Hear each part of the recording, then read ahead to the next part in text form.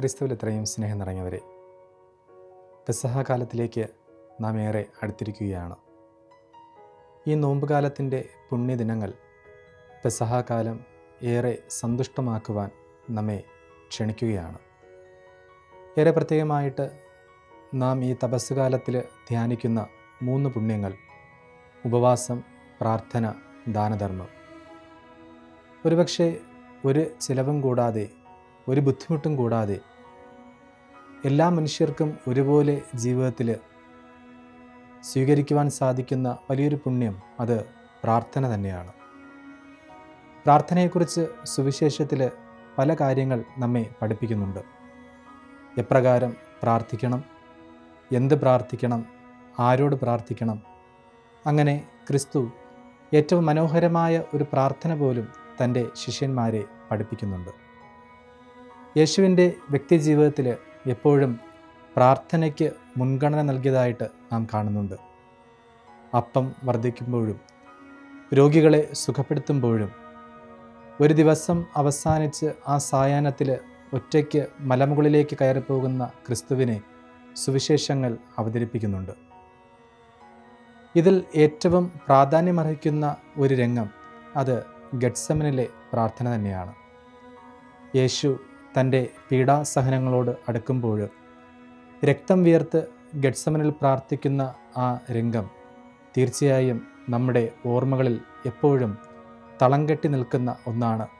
നമ്മെ ചിന്തിപ്പിക്കുവാനായിട്ട് ഏറെ ക്ഷണിക്കുന്ന ഒന്ന് തന്നെയാണ്. യേശുവിൻ്റെ ജീവിതത്തിലൂടെ ഒന്ന് കടന്നു പോകുമ്പോൾ നമുക്ക് മനസ്സിലാകും, ദരിദ്ര ജനനം, വിപ്രവാസം, തലചായ്ക്കാൻ ഇടമില്ലാത്ത രാവുകൾ, ചുങ്കക്കാരും പാപികളുടെയും സുഹൃത്തെന്ന മുനവച്ച വാക്കുകൾ, അമിതഭോജി എന്ന പരിഹാസം, സ്വദേശത്തെ അവഗണന, ഇടറാൻ നിൽക്കുന്നവരുടെ അത്താഴം, രക്തം വിയർക്കുന്ന ഗെത്സമനി, കൊടിയ തിരസ്കരങ്ങൾ, ഒറ്റപ്പെടുത്തലുകൾ, തള്ളിപ്പറച്ചിലുകൾ. ഒരുപക്ഷെ ജനനം മുതൽ മരണം വരെ ഇത്രയേറെ അവഹേളനയിലൂടെ കടന്നുപോയ ഒരു വ്യക്തിയെ നമുക്ക് ഈ ലോകത്തിൽ കാണുവാൻ സാധിക്കില്ല എന്നതാണ് യാഥാർത്ഥ്യം. തൻ്റെ ശിഷ്യഗണത്തിലെ ഒറ്റുകാരനായ യൂദാസിനെ പോലും അവൻ സ്നേഹിച്ചു, കുരിശുമരണം വരെയും സ്നേഹിച്ചു. തൻ്റെ കാൽവരി യാത്രയിൽ അവസാനം വരെ അവനെ അനുഗമിച്ചത് യോഹന്നാനും തൻ്റെ പ്രിയപ്പെട്ട അമ്മയും മാത്രം. ഗെത്സമനിൽ അവൻ പ്രാർത്ഥിക്കുന്ന അവസരത്തിൽ അവനോട് ഒപ്പം ഉണ്ടായിരുന്ന ശിഷ്യന്മാർ, മരിക്കേണ്ടി വന്നാൽ പോലും ഞങ്ങൾ നിന്നെ വിടുകയില്ല എന്ന് പറഞ്ഞ ശിഷ്യന്മാർ ഉറങ്ങുന്നതുമായിട്ട് നാം കാണുന്നുണ്ട്. ഗെത്സമനിൽ അവൻ പ്രാർത്ഥിക്കുമ്പോൾ അവൻ അസ്വസ്ഥനാകുന്നുണ്ട്, രക്തം വിയർക്കുന്നുണ്ട്. കാരണം താനിനി കടന്നു പോകാനിരിക്കുന്നത് തൻ്റെ മുൻപുള്ള ജീവിതത്തിൽ അനുഭവിച്ച കുത്തുവാക്കുകളോ സഹനങ്ങളോ അല്ല, മറിച്ച് തൻ്റെ ജീവിതം തന്നെ നഷ്ടപ്പെട്ടേക്കാവുന്ന കുരിശുമരണത്തിലേക്കാണ് താൻ കടന്നു പോകുന്നത് എന്ന് മനസ്സിലാകുമ്പോൾ ക്രിസ്തു അസ്വസ്ഥനാകുന്നുണ്ട്. ആബാപിതാവേ, എല്ലാം അങ്ങേക്ക് സാധ്യമാണ്, കഴിയുമെങ്കിൽ ഈ പാനപാത്രം എന്നിൽ നിന്ന് അകറ്റണമേ എന്ന് ദൈവപുത്രൻ തൻ്റെ പിതാവിനോട് പ്രാർത്ഥിച്ച പ്രാർത്ഥനയാണ് ഏറ്റവും വലിയ പ്രാർത്ഥന. ഒരുപക്ഷെ ഒരു മകനും തൻ്റെ പിതാവിനോട് ഇപ്രകാരം പ്രാർത്ഥിച്ചു കാണുകയില്ല. കാരണം പിതാവ് ഈ ലോകത്തെ അത്രമാത്രം സ്നേഹിച്ചു.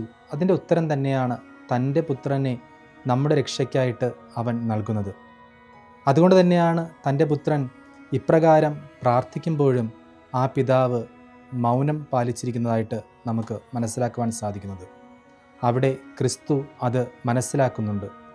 അതുകൊണ്ട് തന്നെയാണ് ക്രിസ്തു ഇപ്രകാരം പ്രാർത്ഥിക്കുന്നത്: എങ്കിലും എൻ്റെ ഹിതമല്ല, നിൻ്റെ ഹിതമെന്താണോ അത് നടക്കട്ടെ. സ്നേഹിതരെ, ഗെത്സമൻ പ്രാർത്ഥന നൽകുന്ന ഏറ്റവും വലിയ പാഠം ഇത് തന്നെയാണ്. നമ്മുടെയൊക്കെ ജീവിതത്തിൽ നമ്മുടെ ഹിതത്തേക്കാൾ ഉപരി ദൈവത്തിൻ്റെ ഹിതമെന്താണോ അതിന് പ്രാധാന്യം നൽകുവാനായിട്ട് നമുക്ക് സാധിക്കണം. പരിശുദ്ധ അമ്മ പോലും തൻ്റെ ജീവിതത്തിൽ പറയുന്ന ഏറ്റവും മനോഹരമായ വാക്യം, അവളെ ഈ ലോകത്തിൻ്റെ തന്നെ രാജ്ഞിയാക്കി മാറ്റാൻ കാരണമായ വാക്യം ഇത് തന്നെയാണ്: ഇതാ കർത്താവിൻ്റെ ദാസി, നിൻ്റെ വാക്ക് എന്നിൽ നിറവേറട്ടെ. ഒരുപക്ഷെ ക്രിസ്തു സഹിച്ച സഹനങ്ങളോട് തുലനം ചെയ്യുമ്പോൾ നമ്മുടെ വേദനകൾ എത്ര നിസ്സാരമാണെന്ന് കുരിശിൻ്റെ വഴിയിൽ നാം പറയുന്നുണ്ട്. അത് ഏറെ സത്യമുള്ള കാര്യം തന്നെയാണ്. അനുദിന ജീവിതത്തിൽ നാം പ്രതീക്ഷിക്കാത്ത ഒട്ടേറെ വേദനകളിലൂടെയും പ്രയാസങ്ങളിലൂടെയും ബുദ്ധിമുട്ടുകളിലൂടെയുമൊക്കെ കടന്നു പോകുന്നുണ്ട്. ഉത്തരം കിട്ടാത്ത പല ചോദ്യങ്ങൾ നമ്മുടെ ജീവിതത്തിൽ പലപ്പോഴും ഉണ്ടാകാറുണ്ട്. ഇവിടെയൊക്കെ ക്രിസ്തുവിനെ പോലെ പ്രാർത്ഥിക്കുവാനായിട്ട് നാം പരാജയപ്പെട്ട് പോവുകയാണ്. ഇവിടെയൊക്കെ പലപ്പോഴും നാം നമ്മുടെ വിശ്വാസയാത്ര അവസാനിപ്പിച്ചുകൊണ്ട് തീർച്ചയായും ദൈവത്തെ മറന്നുള്ള ഒരു ജീവിതശൈലിയിലേക്ക് നടന്നു പോകാനും ഒരുപക്ഷെ നാം ആഗ്രഹിക്കാറുണ്ട്. ഇവിടെയൊക്കെ ഈ നോമ്പുകാലം നമ്മെ പഠിപ്പിക്കുന്നത് നമുക്കെല്ലാവർക്കും വലിയൊരു പ്രത്യാശ അത് നൽകുവാനായിട്ട് ക്രിസ്തുവിന് മാത്രമേ സാധിക്കുകയുള്ളൂ. ഒരുപക്ഷെ ക്രിസ്തു ഇപ്രകാരം നിന്റെ ഹിതം നിറവേറട്ടെ എന്ന് ആ ഗെത്സമൻ തോട്ടത്തിൽ വെച്ച് പ്രാർത്ഥിച്ചതുകൊണ്ടാണ് വലിയൊരു ഈസ്റ്റർ അനുഭവം ക്രിസ്തുവിൻ്റെ ജീവിതത്തിൽ ഉണ്ടായത്. നിന്റെ ഹിതം എന്താണോ അത് തന്നെ നിറവേറട്ടെ എന്ന് പരിശുദ്ധ അമ്മ പ്രാർത്ഥിച്ചതുകൊണ്ടാണ് അവൾ ഇന്ന് ലോകത്തിൻ്റെ അമ്മയായിട്ട് മാറിയത്. ആകയാൽ സ്നേഹം നിറഞ്ഞവരെ, ഈ നോമ്പുകാലം ഏറെ അർത്ഥവത്താക്കുവാൻ നമുക്ക് സാധിക്കുന്നത് ക്രിസ്തുവിനെ പോലെ ആ ഗെത്സമൻ്റെ പ്രാർത്ഥനയുടെ ആത്മീയത നമ്മുടെ ജീവിതത്തിലും നാം സ്വീകരിക്കുമ്പോഴാണ്.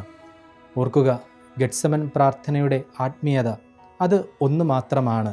നമ്മുടെയൊക്കെ ജീവിത ക്ലേശങ്ങളിൽ, നമ്മുടെയൊക്കെ ജീവിത പ്രയാസങ്ങൾക്കിടയിൽ, ഉത്തരം കിട്ടാത്ത ചോദ്യങ്ങൾക്കിടയിൽ, ജീവിതം മടുത്തു എന്ന് തോന്നുമ്പോഴൊക്കെ അവിടെ നാം പ്രാർത്ഥിക്കേണ്ടത് ഇത് മാത്രമാണ്. യേശു ഗെത്സമനിൽ പ്രാർത്ഥിക്കുന്നത് പോലെ, പിതാവേ, അങ്ങയുടെ ഇഷ്ടം എന്താണോ അത് എന്നിൽ നിറവേറട്ടെ. അപ്രകാരം പ്രാർത്ഥിക്കുമ്പോൾ തീർച്ചയായും നമുക്ക് ഒരു ഈസ്റ്റർ അനുഭവം നമ്മുടെ ജീവിതത്തിലുണ്ടാകും. അപ്രകാരം യഥാർത്ഥ രക്ഷ എന്താണെന്ന് തിരിച്ചറിഞ്ഞുകൊണ്ട് വരുവാനിരിക്കുന്ന ഈ പെസഹക്കാലം ഏറ്റവും മനോഹരമായ രീതിയിൽ സ്വീകരിക്കുവാനായിട്ട് ഈ നോമ്പുകാലത്തിലെ ഈ ഏറ്റവും വലിയ പുണ്യമായ പ്രാർത്ഥന നമ്മെ സഹായിക്കട്ടെ. ഓർക്കാം, ഗെത്സമൻ പ്രാർത്ഥന വലിയൊരു ആത്മീയതയാണ്. ആ ആത്മീയതയിലേക്ക് ഏറെ സന്തോഷത്തോടു കൂടെ നമുക്ക് നടക്കാം. ദൈവം നമ്മെ അനുഗ്രഹിക്കട്ടെ.